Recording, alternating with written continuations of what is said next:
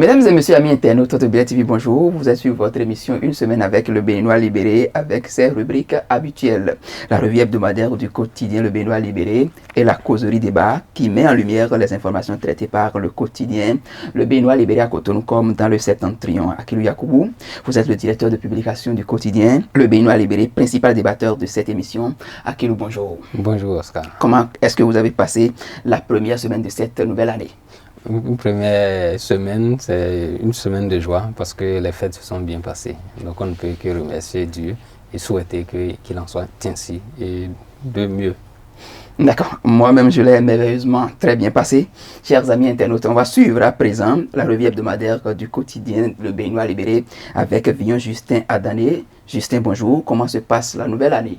Bonjour Oscar, elle se passe très bien. Merci à nos amis internautes d'avoir pris une fois encore le rendez-vous de votre émission hebdomadaire au cours de laquelle nous explorons les différentes unes du quotidien Le Béninois libéré pendant une semaine. Au cours de cette semaine, nous allons vous présenter 3 unes des journaux en raison de la célébration de la fête de Nouvel An. En manchette le mercredi, le journal a mis révision de la Constitution au Bénin. La mouvance se prépare et l'opposition critique. Richard Boni-Ouorou lance un appel à Patrice Talon en deuxième de une de votre journal. Bénédiction des couples homosexuels, déclaration de la CEB. Les évêques disent non au pape François en troisième de une de votre journal. Après l'inhumation de son frère Augustin Tabé Gbian, les remerciements de l'honorable Robert Gbian en bas de page de votre journal. Présentation de vœux pour le nouvel an, le vœu le plus ardent de Rikiat Madougou pour 2024 dans la colonne de votre journal. Sécurité des populations, affaire de faux voyants. La police coupe court à une nouvelle forme d'escroquerie. On passe à présent à la une de jeudi qui met en manchette déclaration de presse, révision de la Constitution. Le parti Les Démocrates s'y oppose en deuxième de une de votre journal. Assemblée nationale, après son rejet par la commission des lois, la plénière pour le sort final de la proposition de loi d'amnistie en bas de page de votre journal. Célébration du nouvel an dans la 9e arrondissement. Chantal Aïe réaffirme son engagement envers les populations dans la colonne de votre journal. Vœux de nouvel an 2024. Le message d'exhortation de Christelle Alioza dans l'oreille de votre journal. Longtemps recherché par la police, un présumé trafiquant de produits psychotropes enfin arrêté. Chers amis internautes de BL TV, pour finir, nous passons à présent à la une du vendredi qui met en manchette après Yahi et les démocrates sur la question de la révision de la Constitution. Le peuple veut entendre aussi Bio Tchane, Joseph Jogben et leurs partis politiques. Le son de cloche des responsables de Mouel Bénin, RN et les FCB attendu en deuxième de une de votre journal. Taxé impôt dans les lois des finances 2024. Les clarifications du DGI. Nicolas Yenoussi en troisième de une de votre journal. Clarification de ses propos sur la révision de la Constitution par son porte-parole. La position réelle du président de l'Assemblée nationale, Louis Béounou, voilà vos en bas de page de votre journal. En cas de rejet de la loi spéciale portant amnistie par la plénière, voici la recette LD pour la libération des détenus et le retour des exilés politiques dans la colonne de votre journal. Enseignement primaire et maternel. La liste complète des AME déployées au titre de l'année 2023-2024. Dans l'oreille de votre journal, vœux de nouvel an, exceptionnel message de professeur Joël Aïve. Chers amis internautes de BL TV, ainsi se referme cette revue hebdomadaire. Merci de votre fidélité. Le groupe de presse de Béninois libéré vous souhaite bonne et heureuse année 2024. Vous aimez la qualité et vous recherchez des matériaux de construction fiables? Bâtisseur plus Inter est la solution.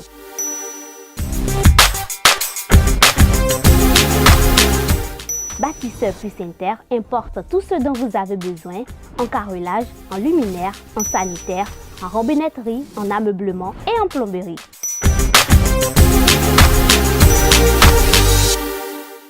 Visitez-nous à Abomey-Calavi, 4e rue après SOS, en quittant Kota pour l'université d'Abomey-Calavi. Infoline 00229 91 77 72 77. Eh bien, amis internautes, nous sommes de plein pied dans le forum de discussion. Akilou Yakubu, vous avez titré en semaine Assemblée nationale après son rejet par la commission des lois, la plénière pour le sort final de la proposition de loi d'amnistie. Pourquoi ce rejet?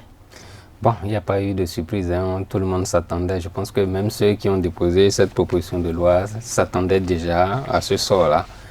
Et réellement, les jalons étaient déjà lancés pour que la commission des lois puisse rejeter. Certes, la commission des lois aurait pu faire l'effort d'envoyer cela au niveau de la plénière, mais déjà au niveau de cette commission-là, c'est un rejet qui a été constaté. Et puis cela n'a pas surpris les démocrates parce que le président déjà disait que c'est une proposition qui était irréalisable ou bien inacceptable. Parce que lui ne concède pas qu'on puisse demander de la clémence ou bien de l'amnistie pour une certaine catégorie de Béninois. Donc, bon, voilà. Est-ce que véritablement la plénière pourra faire quelque chose par rapport à cette loi? Non, en fait, je le disais, les jalons sont lancés. C'est la balle déjà au niveau de la commission a rejeté. Donc, c'est un rejet aussi qui s'attend. Et c'est un rejet qu'il faut s'attendre au niveau de la plénière. Donc, il n'y aura pas de surprise au niveau de la plénière parce que déjà, le rejet au niveau de la commission des lois prouve que le travail qui aurait dû être fait n'a pas été fait. Parce que quand vous envoyez une proposition, ou soit quand c'est un projet que le gouvernement envoie au niveau de la commission des lois est appelée à faire en sorte que cette loi ou bien que cette proposition ou bien ce projet puisse être mise dans les formes normales afin que cela puisse être voté au niveau de la plénière et accepté.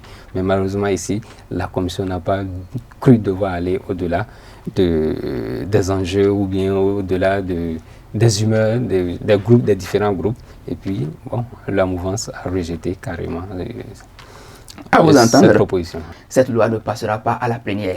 Non, il n'y a pas à se leurrer, hein, ça ne passera pas. Parce que déjà, je le disais encore, le président avait déjà marqué son opposition par rapport à cette proposition d'amnistie. Et puis, ils sont majoritaires au niveau de la mouvance, donc ça ne pourra pas passer. Alors, les 28 députés de l'opposition ne pourront pas faire passer cette loi-là. Alors, dans ces conditions, quelle est la recette des démocrates pour véritablement libérer les détenus et les exilés politiques? Au niveau des démocrates, ils se disent qu'ils sont déjà conscients, comme je le disais, que la plénière qui va statuer sur cette proposition de loi va rejeter carrément cette proposition. Donc, ils se disent que dès qu'elle sera rejetée, qu'ils vont encore ramener la même proposition. Donc, ça serait comme ça serait continuel. Donc, à chaque rejet, la même proposition reviendra. Donc, comme pour fatiguer ceux qui rejettent. Et est-ce véritablement la solution? Bon, peut-être qu'ils sont dans leur stratégie, mais sachant que ce que les mouvanciers leur demandent, ils ne sont pas dans cette dynamique pour le faire. C'est vrai qu'au niveau, lors des enjeux, lors de la campagne électorale des législatives passées, ils ont pris promesses, ils ont fait des promesses par rapport à des engagements, même je dirais, par rapport à la libération et au retour des exilés. Et c'est dans cette dynamique-là qu'ils ont eu à faire cette proposition des lois. Les mouvanciers leur disent qu'ils auraient dû faire des démarches envers eux afin qu'ils puissent s'associer et puis voir dans quelle mesure tailler cette proposition-là avant que ça n'aille au niveau de la commission de loi. Mais ça a été une proposition solitaire, je dirais, parce qu'elle vient des démocrates, donc les autres n'ont pas été associés. Et puis, comme ils n'ont pas été associés au regard des différentes critiques, les démocrates n'ont pas voulu lâcher du lest. Et puis voilà, les conséquences, c'est le rejet. Votre dernier mot par rapport à ce sujet? Par rapport à ça, il faudra qu'on puisse dépasser nos humeurs, comme je le dis. Le Bénin, la construction du Bénin nécessite la contribution de tout un chacun. Certes, on reproche certaines choses à ces personnes-là, quand je parle de Kamadougou, Aïvo et les autres, mais il faudra qu'on puisse surpasser nos égos, afin qu'on puisse s'entendre, qu'on puisse ramener cette paix-là dans les cœurs pour la construction de ce pays-là. On connaissait cela depuis le président Kérékou, où on dépassait souvent nos humeurs. Mais cette fois-ci, le pays est tendu par rapport à la situation des détenus, que certains ne reconnaissent, les détenus et exilés politiques, que certains refusent de reconnaître qu'il y a des détenus. Mais la réalité est là. Ils ont été condamnés, mais ils n'ont pas voulu reconnaître parce qu'ils se disent que le jugement n'a pas été fait dans les normes. Voilà. La réalité est là, dites-vous. Oui. On vous aura compris. Nous avons en ligne Arnaud Koumondi, le directeur de l'antenne régionale du Septentrion du groupe de presse Le Béninois Libéré. Arnaud, bonjour. Comment est-ce que vous avez passé votre semaine? Qu'est-ce qui a retenu l'attention de nos amis internautes dans le Septentrion cette semaine? Bonjour Oscar, bonjour Akilo, bonjour chers amis internautes. Nous sommes aujourd'hui 5 janvier 2024. Nous sommes déjà dans la nouvelle année. Aujourd'hui à Parakou, nous allons monter un peu plus. Nous irons à Kandi. Le prix du carburant est monté en flèche à Kandi. À partir du 2 janvier, le prix du carburant a grimpé et puis ça secoue un peu les populations. Déjà que la situation sur le plan, comment dirais-je, le panier de la ménagère n'étant pas aussi garni, et le prix de l'essence vient également s'ajouter. Donc, ça fait qu'il y a des graissements dedans et les populations se plaignent. Jusqu'à là où je vous parle, le prix de l'essence n'a vraiment pas encore diminué. Il varie entre 800 et 700 ou 800 000 francs. Or, c'était à 500 francs le prix du carburant dans cette ville-là. Donc, voilà ce qui concerne la ville de Kandi. Alors, l'autre information que je comptais partager avec nos chers internautes, ceci s'est déroulé à Banikwara, dans le département de la Libori, où dans la nuit du 1er au 2 janvier, pendant que la population célébrait, les hors-la-loi, les terroristes ont voulu gâcher la fête dans cette ville-là, dans ce département, dans la commune de Banikwara. Mais grâce à la vigilance des forces armées, ils ont pu être empêchés. Donc, 5 présumés terroristes ont été neutralisés par les forces armées dans cette zone pour que la fête ne soit pas gâchée. Donc, cette prouesse est à saluer. Et nous saluons l'effort des forces armées qui nous protègent depuis des années contre ce phénomène, cette gangrène qui est en train de polluer la vie des populations, surtout dans le septentrion ici et dans le nord beaucoup plus approché au niveau du parc et autres. Nous saluons cette prouesse des forces armées. Donc voilà un peu, je dirais, les 2 informations que je comptais partager avec nos amis internautes aujourd'hui, et quitte à ce que nous puissions nous revoir la semaine prochaine pour d'autres informations. Merci à vous, Arnaud. On revient en studio pour continuer cette émission. Monsieur le directeur de publication, vous avez titré toujours en semaine « Après Yahi et les démocrates sur la question de la révision de la Constitution, le peuple veut entendre aussi Biotiane, Djogbenou et leur parti. Le son de cloche des responsables de Mouel Bénin, RN et FCBE. Pourquoi? Oui, en fait, depuis que la question de la révision de la Constitution a commencé, il y a eu des gens qui sont montés au créneau. Et puis, du côté des démocrates, à travers leur président, l'ancien président Boni Yahi, il a déjà marqué lors de son opposition, lors de la présentation de vœux qu'il faisait de 2024. Il a dit qu'il refuse, qu'il dit non à toute forme de révision de la Constitution, que ce soit pour un 3e mandat ou bien un mandat déguisé. Ça veut dire, s'il dit un 3e mandat, il se dit qu'il se pourrait qu'on révise afin que le président Talon puisse revenir. Ou bien dans l'autre cas, il se peut que ce soit quelqu'un d'autre qui puisse venir, mais ça serait un 3e mandat déguisé. Ce serait peut-être encore le président Talon qui serait derrière cette personne-là. Donc il a eu à marquer son opposition par rapport à cette révision qu'il juge d'opportuniste. Donc à sa suite, tout juste comme on le disait précédemment, après le rejet de la proposition des lois, et les démocrates sont montés au créneau le mercredi passé à travers un point de presse animé par le secrétaire national à la communication du parti, le docteur Guy Mitopin, qui est revenu encore sur cette affaire de 3e mandat qu'il refuse. Donc ils ont encore dit qu'ils s'opposent catégoriquement à toute forme de révision. Parce qu'ils sont revenus sur les propos du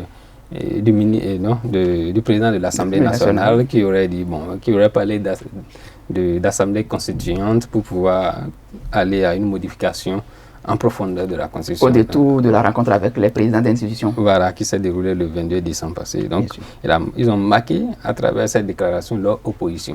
Donc, eux, ils sont intervenus. On a vu le président des démocrates, on a vu le parti qui est intervenu. Donc, après eux, au niveau de la mouvance, on ne voit que quelques personnes. On ne voit qu'un député qui se lève pour parler, un député qui écrit, qui fait sa tribune pour dénoncer des choses. Donc cette fois-ci, le peuple se demande maintenant où sont passés les responsables de ces partis politiques qui soutiennent réellement le président Talon, à commencer par les deux blocs parlementaires, les deux partis parlementaires qui sont représentés au Parlement. Je parle du bloc républicain et de l'Union progressiste, le Renouveau. À ce niveau, c'est vrai que quand on prend ces deux partis, il y a des gens qui interviennent. Mais on n'a pas vu encore le président du BR, Ablaye Biorchane, ou bien le président Diogbenou. Voilà, ce qui manque. Donc, et au-delà de ces personnes-là, il faudra qu'on puisse avoir une déclaration, comme pour les démocrates, que ce soit du BR ou bien de l'UP, qui soit officiel. Ce qui manque aujourd'hui au niveau des débats. Mais qui ne dit rien consent. Voilà. Donc, c'est ce que le peuple se dit. Il faudra qu'il puisse clarifier quand même leur position, parce que le porte-parole du président de l'Assemblée nationale disait que non, que le président de l'Assemblée nationale est franchement contre toute forme de révision. Donc, il faudra qu'aujourd'hui, qu'on puisse avoir le point de vue de l'UPR ou bien du BR, qui soit officiel, ou au-delà, que ce soit le président du BR, Ablaye Biorchane, ou bien le président Diogbenou, qui parle du côté de l'UP, ce qui manque. Et au-delà de ces deux partis-là, qui sont au niveau de l'Assemblée nationale, il y a d'autres partis qui soutiennent aussi le président. Je veux parler de Mouel Béné à travers Jacques Ayadji. De ce côté-là, on n'a rien entendu. Ou bien de la Renaissance nationale, de Claudine Prudencio. Voilà, l'SUDBN de Claudine Prudencio. On voudrait aussi les entendre sur la question. Et l'autre partie de l'opposition aussi, qui ne s'est pas encore prononcée à travers une déclaration officielle. Je veux parler de la FCBE. Donc, parce qu'en temps, ils étaient intervenus juste pour répondre au président Boni Yayi, qui les traitait de partis qui n'étaient pas réellement dans l'opposition. Donc, comme ils savent qu'ils sont aujourd'hui de l'opposition, ou bien ils reconnaissent qu'ils sont de l'opposition parce qu'ils ont eu à faire leur déclaration, il faudra qu'eux-mêmes puissent se prononcer à travers leur secrétaire exécutif national, l'ancien ministre Paul Mompé, à travers une déclaration de Paul Mompé, ou bien à travers une déclaration du parti. Voilà, c'est ce qui manque aujourd'hui au niveau du peuple pour pouvoir situer les uns et les autres par rapport à cette position. Veut-on aujourd'hui une révision au niveau de la mouvance ou pas? Il faudra que les gens puissent nous clarifier, parce que du côté de l'opposition représentée par les démocrates, c'est clair. C'est vrai que l'opposition FCBE, on n'a pas encore dit son mot. Voilà. Est-ce que vous êtes sûr que le son de cloche changeront quelque chose? Oui, mais de toute façon, si les critiques commencent, comme on a eu à le dénoncer au niveau du Benoît Libéré dans l'apparition du vendredi passé, il faudra qu'il puisse monter au créneau pour dire oui, nous avons une position claire par rapport à la question. Parce que c'est une question qui engage l'avenir du pays en quelque sorte. Parce que après la révision de 2019, il y a eu des tas qui ont été constatés. Il faudra que ces partis-là qui avaient eu à voter cette loi, cette modification-là, puissent aujourd'hui se prononcer en disant oui, même s'ils ne veulent pas reconnaître qu'il y a eu des failles lors du vote, qu'ils puissent dire oui, il faudra qu'on puisse aller vers cette révision-là qui est nécessaire pour qu'on puisse corriger ce qu'il faut. Mais j'ai une dernière question pour vous. Oui. Si on modifie la Constitution, ça va en faveur du président Talon ou bien ça va en sa défaveur? À qui ça profite réellement si on arrivait à réviser ou si on n'arrivait pas à réviser? Aujourd'hui, les inquiétudes sont là parce que c'est la mouvance qui est majoritaire du côté de l'Assemblée. Oui. Donc voilà pourquoi il y a toutes les inquiétudes. On se dit qu'on pourra insérer ce qu'on veut. Certes, c'est que la révision au niveau du Parlement demande un certain quota pour le vote que la mouvance n'a pas. Mais du fait qu'ils sont majoritaires, cela amène les gens à penser qu'ils pourront modifier cette constitution en leur faveur. Et donc en défaveur des démocrates qui sont seulement 28 du côté de l'Assemblée, une minorité parlementaire. Donc c'est ça le problème. Donc quand on parle de révision, il n'y a jamais de confiance. Parce que même au dernier moment, un sale coup peut être joué. D'accord. Voilà. Mais vous avez été stratège, vous n'avez pas dit à qui ça profite réellement. Oui, en fait, si la révision doit être faite, mais de toute façon, quand vous êtes au pouvoir et que vous voulez réviser, vous révisez en votre faveur. Aujourd'hui, c'est celui qui demande une révision qui sait qu'il y a quelque chose qui sera en sa faveur. Si aujourd'hui les démocrates disent qu'on n'a pas besoin de révision, c'est parce qu'ils se disent qu'il y a un piège. Si on laisse faire la révision, ça va profiter au pouvoir en place. Donc ils se disent que, comme je l'ai dit tout de suite, avec cette constitution-là, les élections de 2026 peuvent se passer. Et on verra après. À mon avis personnel, je lis une sorte de contradiction entre la sortie du président de l'Assemblée nationale et son porte-parole. C'est bien que c'est comme le porte-parole vient dire que le président est contre la révision de la Constitution. Alors qu'à la sortie, avec les présidents des institutions, le président disait qu'on peut toucher à certains points et ne pas réviser entièrement la Constitution. Donc moi, je vois que le président de l'Assemblée nationale est dans un jeu. Que pensez-vous? Non, en fait, le porte-parole est venu pour une certaine clarification parce que le mot qui était l'objet de toutes les critiques là, c'était constituante, assemblée constituante. Ça veut dire que quand on parle d'assemblée constituante, ça veut dire que c'est cette assemblée-là qui est appelée à modifier une constitution ou bien à écrire une constitution d'un pays. Donc, c'est sur cet aspect-là que les débats sont allés. Maintenant, ce que le président souhaite à travers les explications de son porte-parole, c'est qu'il y ait une mobilisation générale qui puisse dire oui, nous reconnaissons qu'il y a quelques soucis au niveau de cette constitution modifiée de 2019 là, pour qu'on puisse tous ensemble adhérer à cette modification. Mais si ça ne tenait qu'à lui, il est contre, selon son porte-parole, il est contre toute forme de révision. Voilà. Parce que donc si on prend la personne de Louis Bounouvla-Bonou, uniquement individuellement, il est contre la révision. Mais dans un cadre unanime, il pourrait être d'accord. Oui, il pourra adhérer. Il pourra adhérer tout en ne touchant pas, comme lui-même l'a dit, à certains fondamentaux, et à savoir la forme républicaine de l'État, et puis le nombre de mandats qui est souvent source de toutes les polémiques. Voilà, et de toutes les inquiétudes, je dirais aussi. Parce que quand on parle de révision, c'est vrai, là-bas, on vise toujours. Et parce que dans certains pays, c'est cet aspect-là qui pose toujours problème, à savoir sauter le verrou de la limitation des mandats. Alors, monsieur le directeur de publication, votre mot de la fin par rapport à ce sujet?